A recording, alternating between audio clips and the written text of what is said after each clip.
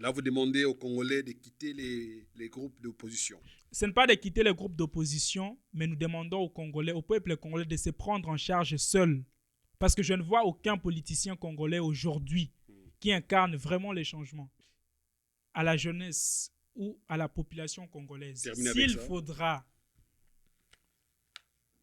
vous mettre dans la rue pour contester, que ce soit contre les changements de la Constitution, que ce soit pour d'autres choses, que ce ne soit pas derrière les gens qui nous ont gouvernés hier et lorsqu'ils étaient au pouvoir, ils n'ont rien fait. Aujourd'hui, ils ont besoin encore du pouvoir.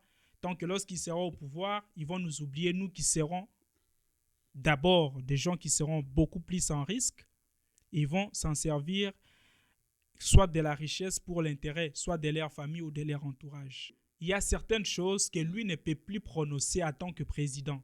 Le président, M. Félix, ce n'est pas un individu simple. C'est lui qui est comme notre papa. Le garant du bon fonctionnement des institutions. Et c'est lui qui est l'espoir de tout un peuple. Ça, je le répète tout le temps. Alors en tant que celui qui incarne l'espoir, il y a certaines choses que lui ne peut plus prononcer parce que nous, ça nous décourage, nous qui sommes jeunes. Bon. Ça pouvait sortir encore de la bouche d'un ministre, d'un député. On pouvait encore comprendre que les chefs de l'État peuvent changer ces derniers. Mais quand c'est le président de la République qui fait sortir de tels propos, ça fait mal. Est-ce que ça te dit quelque chose, Corneille Nangaa? Corneille Nangaa, c'est quelqu'un d'abord qui ne mérite pas la confiance du peuple congolais. Vous allez me poser la question pourquoi. Je dis ici que je ne fais pas la politique. Nous ne sommes pas là pour faire la politique. Quand quelqu'un dit que c'est moi qui ai fait en sorte que ces derniers puissent être au pouvoir, dans des pays sérieux, on doit l'arrêter. Parce que c'est comme si c'est lui qui est l'auteur de notre malheur. Et si aujourd'hui l'IDPS nous sert à la table et c'est qu'il est en train de nous donner, ça fait mal. Et nous avons peur de placer confiance. Sans être derrière, parce que s'il y a un soulèvement populaire au Congo, ça ne sera pas contre les régimes en place. Si les jeunes devraient s'élever un jour au Congo, ça sera contre tous ces dirigeants. Qu'est-ce qui arrive? Le président de la République n'est pas éternel, même s'il faisait 37 ans. Il n'est pas éternel, il finira par partir. Et si, dans des questions sensibles comme la révision, les changements de la Constitution, les présidents de la République... Que vous êtes pour d'ailleurs. Moi, je suis pour la révision et contre les changements. L'UDPS à 37 ans d'opposition, 37 ans, c'était avant que nous autres, nous puissions naître. Avant que toi, tu sois né, ça c'est vrai. Vous voyez, à 37 ans à l'opposition, l'IDPS devrait déjà savoir qui sera ministre de l'économie, qui sera ministre des finances. Et les histoires de coalition, là, on ne devrait pas les avoir. Hein? On ne devrait pas les avoir. Ce qui fait en sorte que le pays ne puisse pas aller de l'avant. Vous voyez, parce que nos politiciens ne sont pas suffisamment préparés. Vous êtes jeune, comme vous le dites vous-même. Oui. Pourquoi vous avez autant d'ambition dans vous? Qu'est-ce qui vous motive? Parce que je crois à un auteur qui a dit aux âmes bien-nées, la valeur n'attend pas le nombre d'années. L'objectif de la DNCD, c'est quoi? C'est de conquérir la jeunesse dans la diaspora et puis un jour descendre au pays, aller à la quête du pouvoir, ou c'est quoi? Aller à la quête du pouvoir, ça déjà c'est un droit fondamental pour tout le monde. Tout celui qui veut postuler ou diriger est libre. Mais l'objectif de la dynamique, ce n'est pas d'abord la quête du pouvoir.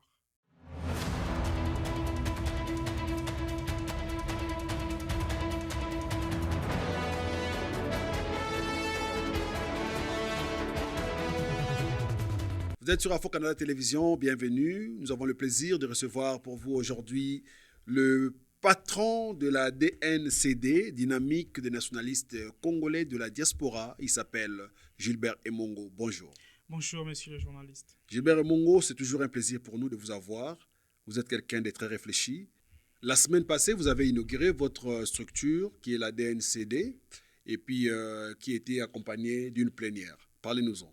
Effectivement, la semaine passée, nous avons inauguré notre structure. C'est vrai que c'est une structure qui a aujourd'hui, je pense, 5 ans d'âge. Nous avons commencé en 2018, je pense 5 ans ou 6 ans d'âge. Mais c'est pour la première fois que nous puissions avoir un siège social. Et c'était important. Après 5 ans. Après 5 ans, on avait un bureau, mais on ne peut pas compter juste un bureau.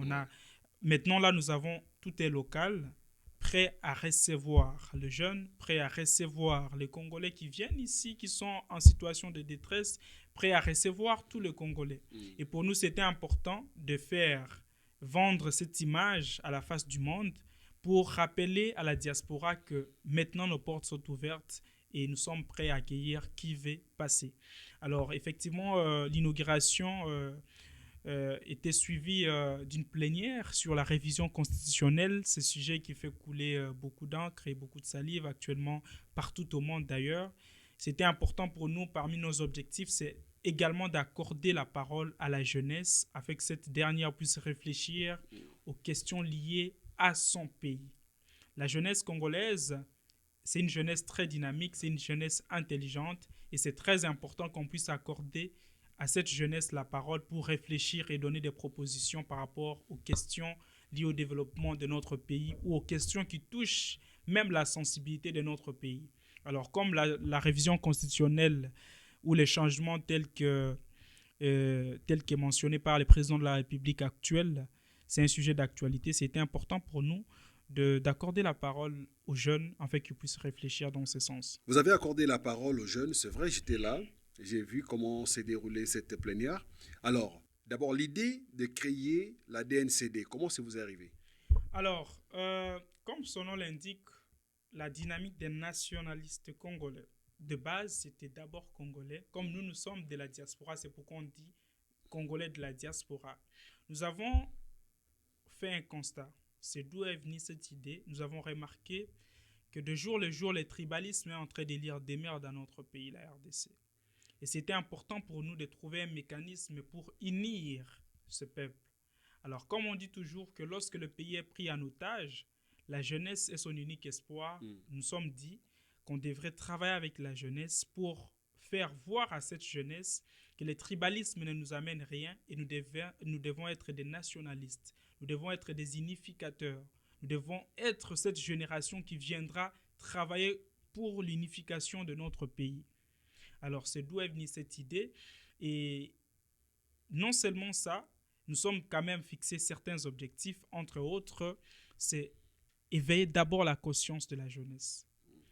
Et quand je parle de l'éveil de la conscience, c'est de façon générale, l'éveil de la conscience collective. Notre peuple, notre pays aujourd'hui, sa population est en train de perdre la conscience. Et ça, c'est dans tous les domaines de la vie. Aux autres déranger, tu déranges beaucoup. Tu déranges, ça dérange, ça rentre ici. Fongola ngomba mo, fongola bimisa onanu. Oui. Bandela partout, il y a conscience de la jeunesse. Oui. Et c'était important de travailler sur l'éveil de la conscience de la jeunesse. Et non seulement de la conscience de la jeunesse, mais de la conscience collective. Parce que nous, peuple congolais, aujourd'hui, nous avons perdu la conscience. Et c'est dans tous les niveaux et dans toutes les générations.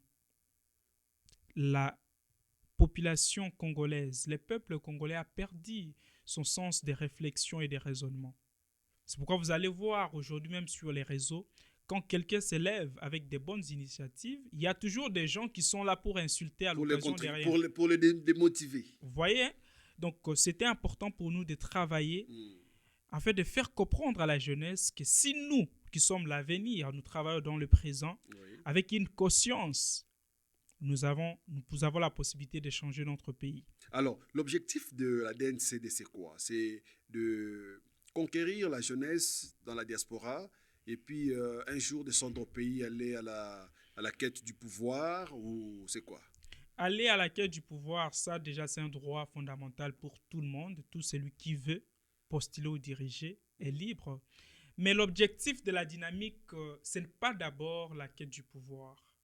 Nous pouvons jouer le rôle d'accompagnateur des régimes en place tout en stimulant la jeunesse d'avoir une certaine compétence. Parce que l'objectif, ce n'est pas seulement d'aller conquérir le pouvoir. C'est ce qui tue notre pays. Moi, j'étais en décembre dernier à Kinshasa lors des élections. Il fallait voir, même le jeune, je m'excuse, je ne suis pas en train ici de critiquer certains jeunes, mais même le jeune que nous avons eu à former, les jeunes qui sont encore en premier graduat ont postulé. Et quand tu demandes à la personne pourquoi tu as postulé, il ne sait pas pourquoi il a postulé. Notre pays souffre d'un problème grave qui est la préparation de l'élite, la préparation d'une bonne classe politique. Alors nous travaillons pour préparer la jeunesse, faire comprendre à la jeunesse que oui, diriger les pays c'est bon, mais vous devez être bien préparé. Alors, nous travaillons sur ça. Nous avons plusieurs ateliers d'ailleurs qui vont commencer parce que vous n'avez pas mentionné, nous avons toutes les autorisations désormais ici d'œuvrer de façon officielle ici au Canada. Oui. Nous avons reçu une incorporation fédérale qui nous permet d'œuvrer dans toutes les provinces. Et à partir du moment où nous avons reçu ces documents, directement, nous avons eu une réunion avec les membres de l'équipe pour voir comment mettre déjà en place notre première stratégie d'éveil de la conscience. Nous sommes dit que les jeunes qui sont ici, que ce soit ceux qui sont aujourd'hui des citoyens canadiens, que ce soit ceux qui ont la résidence, là je vais parler à Lingala pour éviter des problèmes, nous sommes dit qu'il faudra tout préparer dans la discrétion jeunesse na biso pour que ba kende lobby ko développer mboka parce que au mona ki biso to za awa ebele bazana mikanda mais baso ça na ngo elo côté donc il suffit simplement ya koyebisa ba jeune wana ke bino boza ba citoyen boza na possibilité ya kotanga par exemple na ba classe moko o ba ekola ko fabriquer par exemple ba bombe atomique pour les étrangers tout ça na possibilité wana te il faut être soit résident soit citoyen. Bien sûr.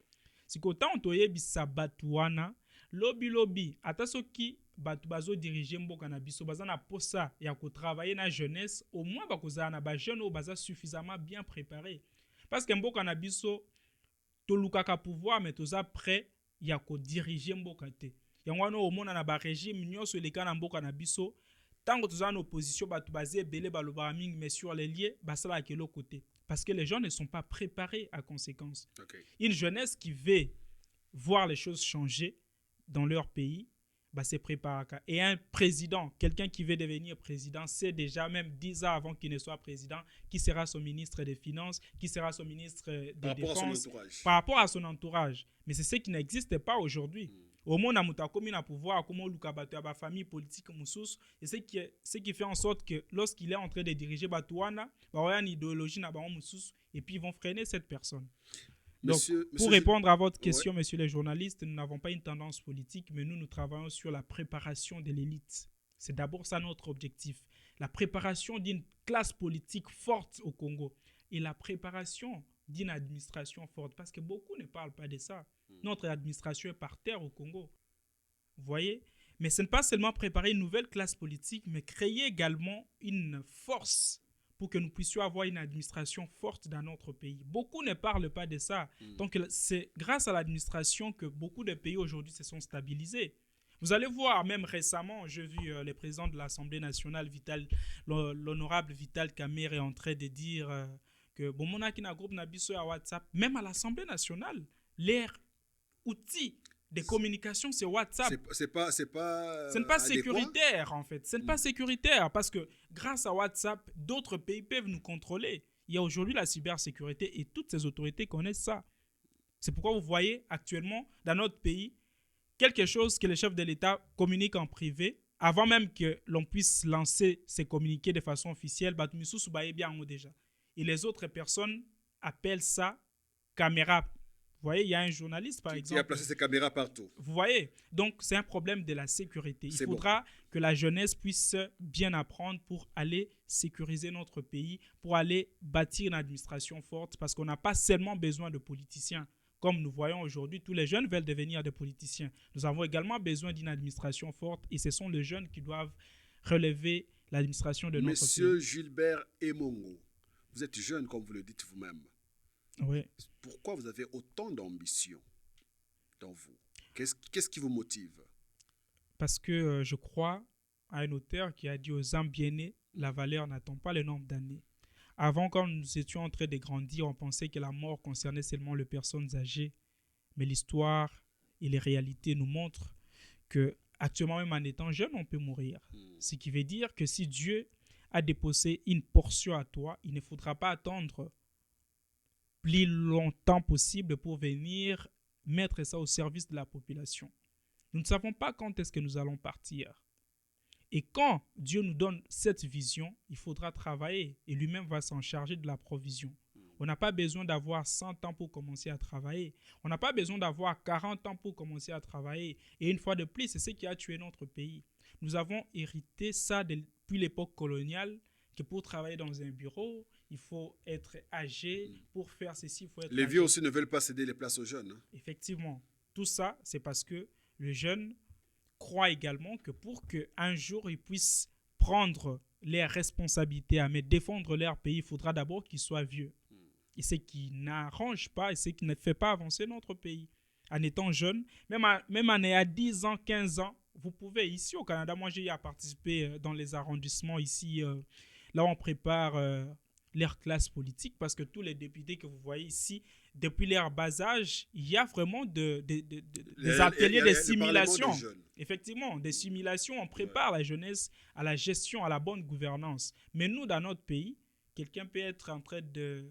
Je n'ai pas de problème avec les gens qui ont fait la coupe et couture. Ça, vous répétez ça tout le temps. Effectivement, quelqu'un peut être dans son atelier de couture, il se réveille un certain matin parce qu'il y a élection. Il devient député. Il devient député. Et en n'ayant pas une vision, même si on vous donne les pouvoirs, vous n'allez rien faire, vous allez stagner. C'est pourquoi nous travaillons sur la préparation. Et ça va nous prendre autant de temps que ça va prendre. On ne dit pas que c'est dans 3 ans, dans 4 ans. Ça peut même prendre 10 ans, 15 ans, 20 ans. Mais nous voulons que demain après-demain, si jamais un jeune s'est trouvé à la tête du pays, qu'il ne puisse pas commettre les mêmes erreurs que nos parents commettent aujourd'hui.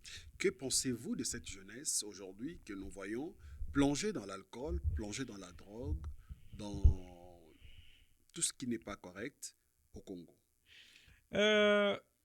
C'est une jeunesse d'abord sacrifiée. Je ne condamne pas toujours cette jeunesse parce que nous ne devons pas toujours analyser les conséquences et oublier les causes.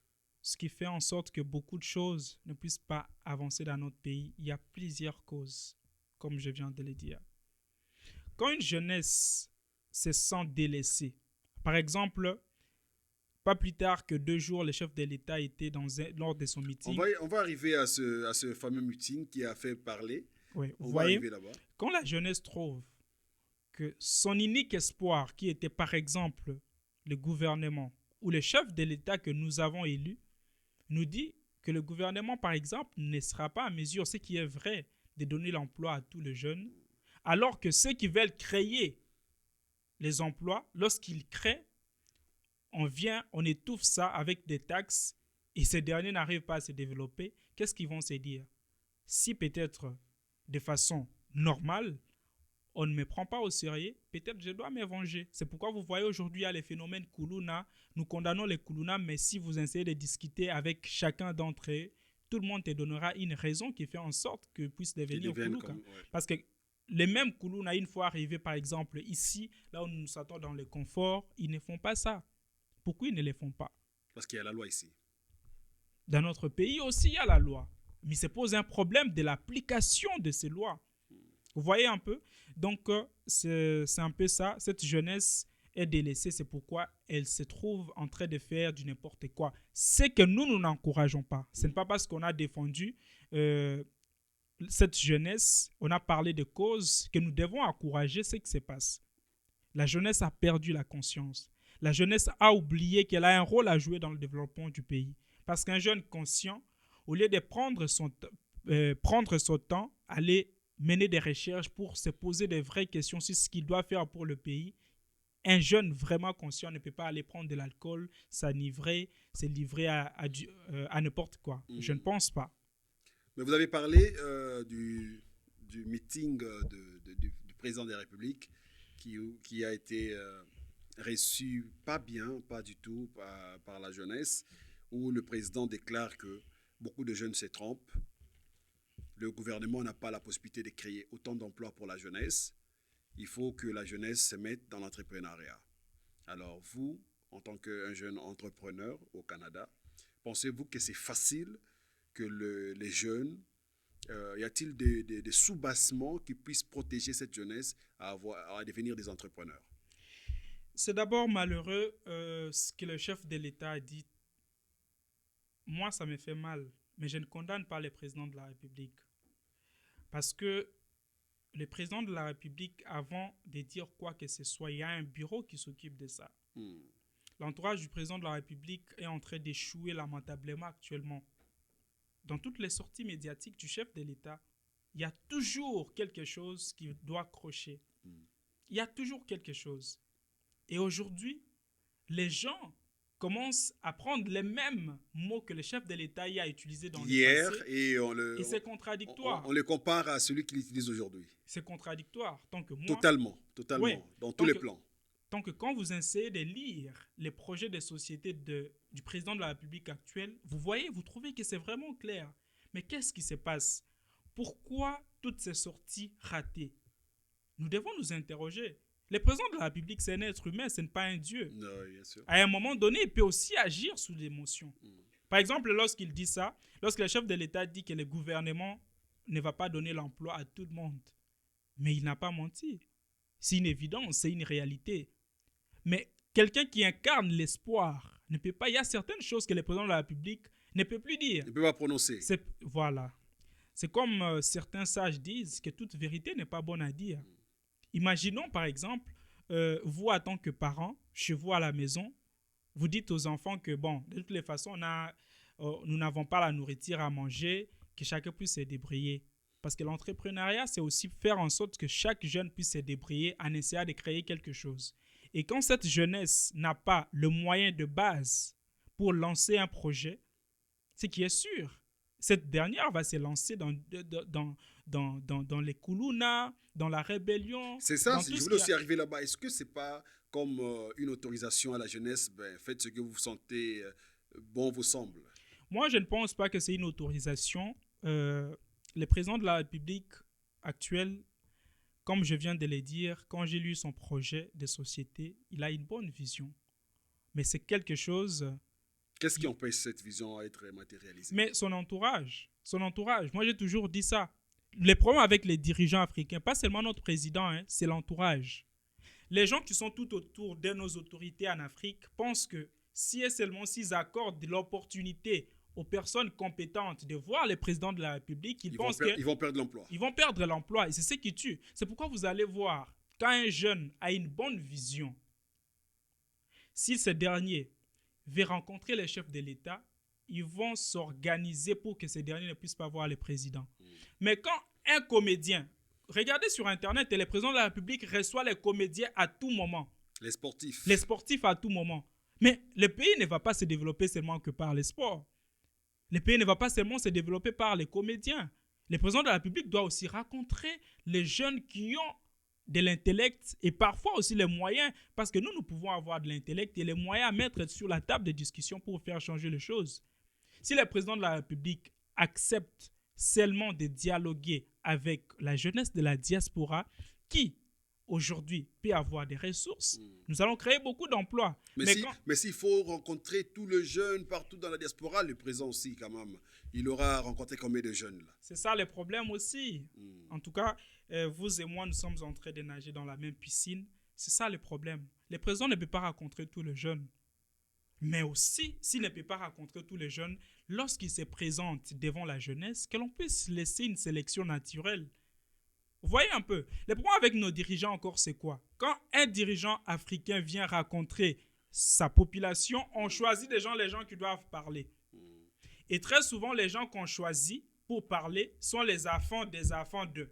Okay. Pourquoi? Parce qu'on a besoin de gagner la confiance du président de la République, on a besoin de gagner la clémence, on a besoin que les chefs de l'État puissent voir que mon enfant s'exprime bien.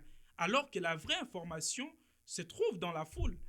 Si le président de la République, par exemple le président de la République, Félix Tshisekedi Tshilombo, s'il vient ici au Canada, mon frère, quel est ce Congolais qui va se lever pour manquer du respect au président de la République? Personne. Vous avez vu même quand la première ministre est venue. Ouais. Mais laissez au moins le président de la République discuter. Moi, j'ai vu, c'est quelqu'un qui est ouvert aux discussions et aux échanges. Mais les gens veulent faire de lui un dieu. Les gens pensent que dire la vérité au président de la République aujourd'hui, c'est un manque de respect. C'est pourquoi vous allez voir notre pays, je ne sais pas si vous avez eu à remarquer, le phénomène de l'entrepreneuriat a commencé à partir de 2016-17, ça élit vraiment des mers au Congo, tous les jeunes en parlent. Et nous avons oublié qu'on ne développe pas le pays seulement par l'entrepreneuriat. On peut trouver l'emploi, on peut donner de l'emploi aux jeunes, mais nous sommes agressés. Quand est-ce que le président de la République va se concerter avec la jeunesse pour faire comprendre à cette jeunesse que oui, certains peuvent faire l'entrepreneuriat, mais nous avons aussi besoin des gens à l'armée. Nous avons aussi besoin des gens qui doivent apprendre. Nous avons aussi besoin des gens oyo bakoyekola ndenge nini bafabrika batelefone misala oyo bajene bazosenga ti mais alobi ki ya kopesa misala na bato te. Non, mais c'est ça le problème. C'est comme je vous ai dit, par rapport au développement du Congo ou au problème, il n'y a pas les anges d'un côté ou les diables de l'autre. Est-ce que c'est le président qui ne sait pas ce qu'il a dit ou bien c'est les gens qui ont mal interprété les dires du président? Non, moi je pense que le message du président de la République est clair. Vous voyez, nous ne devons pas être sentimentalistes ou avoir de discours populistes. Dans aucun pays au monde, les gouvernements donnent l'emploi à tous les jeunes. Même ici au Canada, c'est pourquoi vous voyez, il y a des gens qui sont dans les secteurs privés et qu'on sort. C'est que le président de la République a dit, moi je ne pense pas, nous ne devons pas avoir la mauvaise volonté. C'est ça aussi qui tue notre pays. Lorsqu'on est à l'opposition, on oppose même les biens, on oppose tout. Même les bonnes choses, on oppose. Les discours du président de la République, moi je ne pense pas que c'était un discours raté. Alors, qu'est-ce qu'on doit dire? Sauf que il y a certaines choses que lui ne peut plus prononcer en tant que président. Le président, M. Félix, ce n'est pas un individu simple. C'est lui qui est comme notre papa. Le garant du bon fonctionnement des institutions. Et c'est lui qui est l'espoir de tout un peuple. Ça, je le répète tout le temps. Alors en tant que celui qui incarne l'espoir, il y a certaines choses que lui ne peut plus prononcer parce que nous, ça nous décourage, nous qui sommes jeunes. Bon. Ça pouvait sortir encore de la bouche d'un ministre, d'un député. On pouvait encore comprendre que les chefs de l'État peuvent changer ces derniers. Mais quand c'est le président de la République qui fait sortir de tels propos, ça fait mal. Alors, je voulais poser une dernière question, peut-être une avant-dernière question pour terminer avec vous. Qu'est-ce que nous devons comprendre? Est-ce que nos dirigeants, quand ils sont à l'extérieur du pouvoir, ils ont une certaine image, une certaine vision du pouvoir et quand ils arrivent, ils trouvent une autre réalité? Effectivement, ce n'est pas un problème d'image, mais c'est un problème de l'impréparation. Nos dirigeants, les gens qui veulent accéder au pouvoir ne sont pas suffisamment préparés pour diriger. Ils sont là parce qu'ils ont les moyens, ils sont là parce qu'ils ont eu la chance d'être à la place publique depuis longtemps et les gens sont en train de les apprécier. Ils ne prennent pas le temps. Est-ce que vous pouvez vous poser cette question, mon frère? L'UDPS a 37 ans d'opposition. 37 ans. C'était avant que nous autres, nous puissions naître. Avant que toi, tu sois né, ça c'est vrai. Vous voyez, à 37 ans à l'opposition, l'UDPS devrait déjà savoir qui sera ministre de l'économie, qui sera ministre des finances. Et les histoires de coalition, là, on ne devrait pas les avoir. Hein? On ne devrait pas les avoir. Ce qui fait en sorte que le pays ne puisse pas aller de l'avant. Vous voyez? Parce que nos politiciens ne sont pas suffisamment préparés. Et ils ont la mentalité des joueurs qui sont à l'extérieur. Ils voient toujours les opportunités. Ah, mais si. Mais sur les terrains, ce n'est pas la même chose. Donc, tous nos politiciens, c'est pourquoi... On ne devrait pas condamner les politiciens normalement. Non. On doit condamner les politiciens parce que quand on veut quelque chose, surtout quand on aspire à diriger une institution ou un pays, nous devons déjà avoir une préparation en avance. C'est pourquoi vous voyez en Afrique, il y a des coups d'État. Pourquoi? Parce que les gens qui travaillent avec les autorités sont souvent les autres personnes que ceux qui ont combattu avec lui. Vous allez voir même aujourd'hui, la majorité des gens qui travaillent avec les présidents de la République, la majorité ne sont pas les gens de l'UDPS. La majorité sont des gens, peut-être qui étaient ici à la diaspora. Mais le président n'est pas président de l'UDPS, il est président des Congolais. Il n'est pas président de l'UDPS, mais il est président parce que nous avons cru à une vision. Et cette vision, c'est la vision de son parti politique. Dire que le président de la République, c'est un président de la République qui est sorti d'un parti politique, ce n'est pas encourager, ce n'est pas une mauvaise chose. Nous avons cru au président de la République à cause de la vision de l'UDPS. Et dire que c'est le président de la République ayant une vision de l'UDPS, ce n'est pas un péché. Pourquoi nous avons voté pour lui? Il y a quelque chose que vous avez oublié par rapport à ma sortie médiatique récente. Oui, allez-y. Oui. Alors, moi, mon dernier mot est celui-ci. Nous avons reçu plusieurs commentaires lorsque j'étais en train de fustiger le fait pour le président de la République de s'imposer pour changer la Constitution. J'assume tous les propos que j'ai eu à dire. Je ne retire rien. Parce que nous ne devons pas conduire le pays comme si on était en train de jouer à un jeu. qu'est-ce qui arrive? Le président de la République n'est pas éternel. Même s'il faisait 37 ans, il n'est pas éternel. Il finira par partir. Et si, dans des questions sensibles comme la révision, les changements de la Constitution, les présidents de la République... Que vous êtes pour d'ailleurs. Moi, je suis pour la révision et contre les changements. Si le président de la République s'impose comme il est en train de faire, si demain il n'est plus au pouvoir, celui qui était à l'opposition hier voudra encore imposer sa constitution. Celui qui sera à l'opposition demain, lorsqu'il sera au pouvoir, il voudra imposer sa constitution. Ce sera chaque république avec... Chaque président aura sa constitution et ce n'est pas une bonne chose. Si le président de la République veut changer, vous voyez, un chauffeur voit parfois les dangers que nous qui sommes passagers, nous ne voyons pas. Aujourd'hui, peut-être nous condamnons le président de la République, mais parfois lui voit les réalités en face que nous ne voyons pas. Nous sommes là pour critiquer, c'est bon. Et nous, notre problème, ce n'est pas la révision de la Constitution, mais notre problème, c'est de quelle façon cette Constitution doit être révisée. La Constitution, ce n'est pas pour le président de la République. La Constitution, ce n'est pas pour l'union sacrée. La Constitution, c'est pour la population.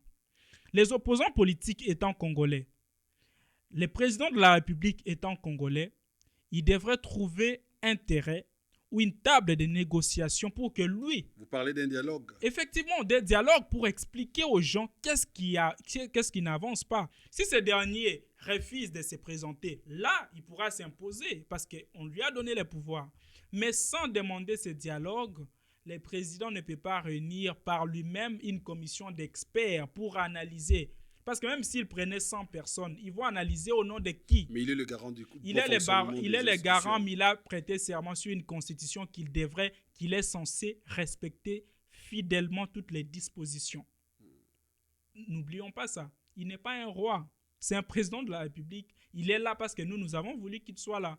Et ce n'est pas parce qu'il est président. Et je vous rappelle que tout ce que nous faisons aujourd'hui, il a fait lorsqu'il était à l'opposition.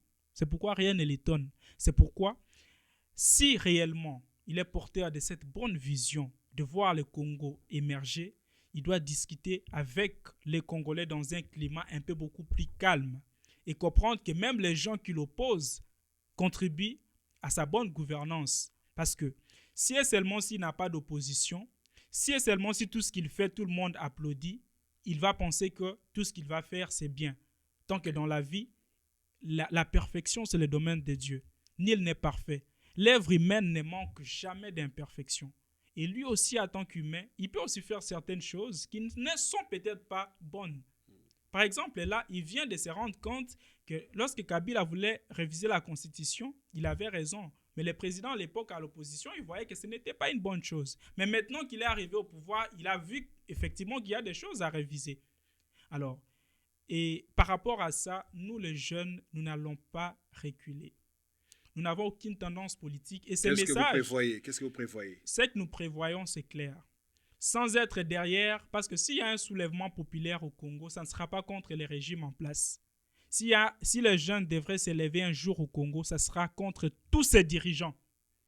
Parce que nous vivons dans un système où ceux qui sont au pouvoir aujourd'hui étaient hier à l'opposition et ceux qui seront au pouvoir demain étaient hier au pouvoir et c'est la jeunesse qui est sacrifiée. Depuis plus de 30 ans aujourd'hui, les mêmes têtes reviennent à la tête du pays. Soit eux, soit leurs enfants.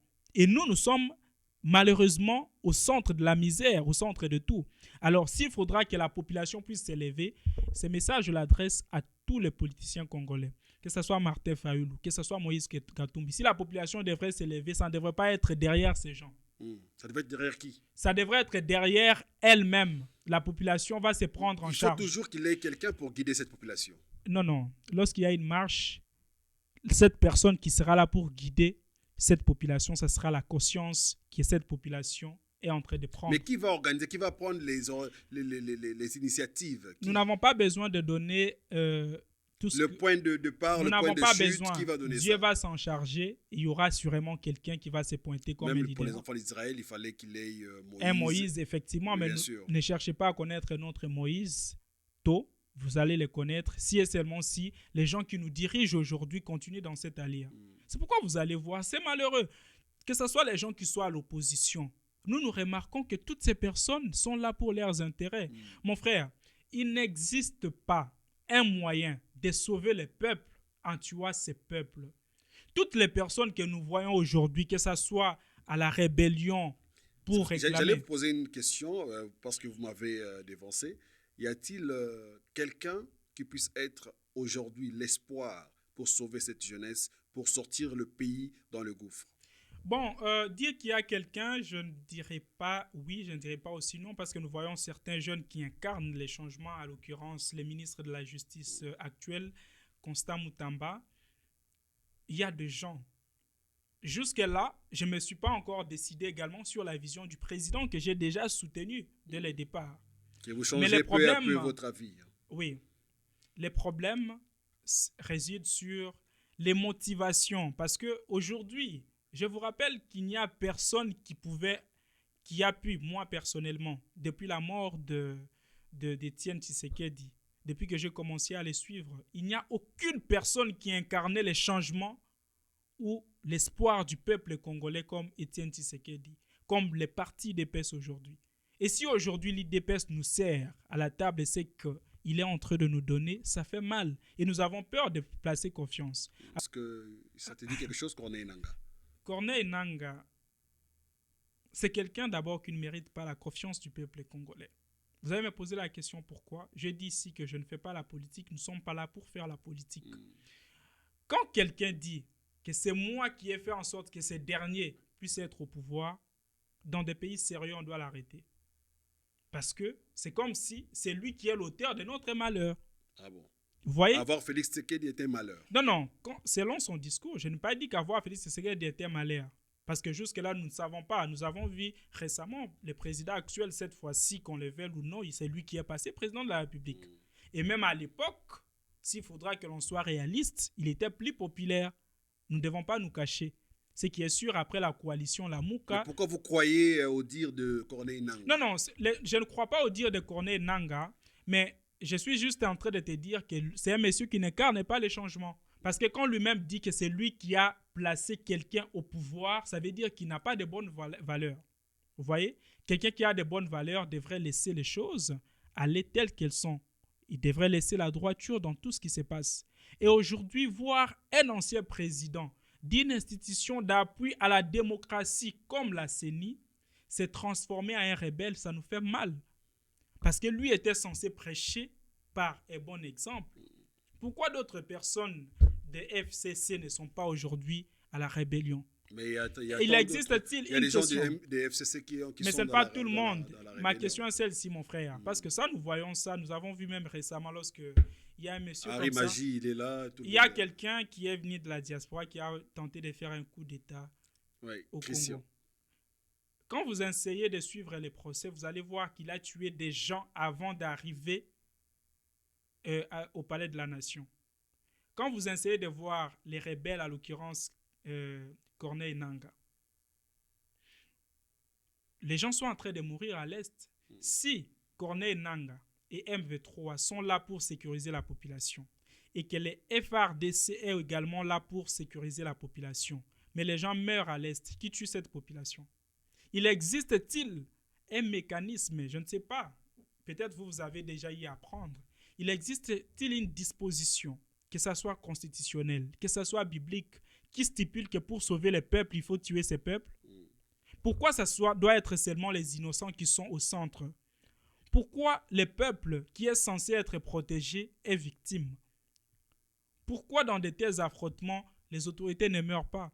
Vous avez vu même récemment le président de l'Assemblée nationale passé, Christophe Mbosso. Chuté par là. Je chute par là. Oui. Vous avez vu, je pense que c'est une vidéo qui a fait les tours du monde lorsqu'il disait aux députés du Nord Kivu de quitter les groupes armés.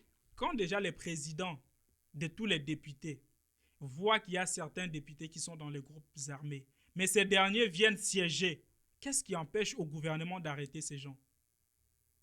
Vous voyez? C'est ce désordre qui ne fait pas avancer notre pays. Nous avons l'impression qu'on nous montre qu'on a besoin de protéger, on a besoin de sécuriser, on a besoin de défendre le peuple tant que chacun est en train de suivre ses intérêts. C'est pourquoi moi je dis à la jeunesse ou à la population congolaise, s'il faudra vous mettre dans la rue pour contester, que ce soit contre les changements de la Constitution, que ce soit pour d'autres choses, que ce ne soit pas derrière les gens qui nous ont gouvernés hier et lorsqu'ils étaient au pouvoir, ils n'ont rien fait. Aujourd'hui, ils ont besoin encore du pouvoir. Tant que lorsqu'ils seront au pouvoir, ils vont nous oublier, nous qui serons d'abord des gens qui seront beaucoup plus en risque. Ils vont s'en servir soit de la richesse pour l'intérêt, soit de leur famille ou de leur entourage. Là, vous demandez aux Congolais de quitter les groupes d'opposition. Ce n'est pas de quitter les groupes d'opposition, mais nous demandons aux Congolais, au peuple congolais de se prendre en charge seul. Parce que je ne vois aucun politicien congolais aujourd'hui qui incarne vraiment les changements. Je m'excuse, je ne suis pas contre les gens de l'opposition ou les gens de la majorité, oui. Mais c'est un cercle qui tourne. Les mêmes qui sont aujourd'hui, même Fayoulou, s'il est au pouvoir, vous allez voir les gens qui dirigent aujourd'hui avec le président Félix vont travailler avec lui. Si Katoum est au pouvoir, vous allez voir les mêmes personnes vont travailler. Mais c'est quoi l'intérêt de la jeunesse? Nous sommes en train de grandir. Il faut une nouvelle classe politique. Il faut une nouvelle classe politique et cette classe politique peut sortir de la jeunesse. Nous avons également étudié. Parfois, les gens qui sont devant, la majorité d'entre nous, nous avons presque les mêmes diplômes que ces gens. Ce n'est pas parce qu'on est aujourd'hui jeunes que nous ne pouvons pas défendre notre pays. Ils ont peut-être plus d'expérience que vous. Quelle expérience? Dans la gestion de la Respublica. Est-ce que vous savez que quand quelqu'un prend l'initiative de défendre la population et qu'au début de son mandat, il trouve les problèmes dans cette population, et il travaille, il finit son mandat, laisse cette population dans les mêmes problèmes, c'est qu'il a échoué? Merci beaucoup. Vous avez suivi cette émission avec beaucoup d'attention. Je vous dis un grand merci. Donc, c'était Gilbert Emongo, le président général de la DNCD, qui est la dynamique des nationalistes congolais de la diaspora. Quelqu'un de très pertinent. J'aime bien son franc-parler. Donc, restez branchés sur Afro-Canada Télévision et on se voit à la prochaine. Portez-vous bien.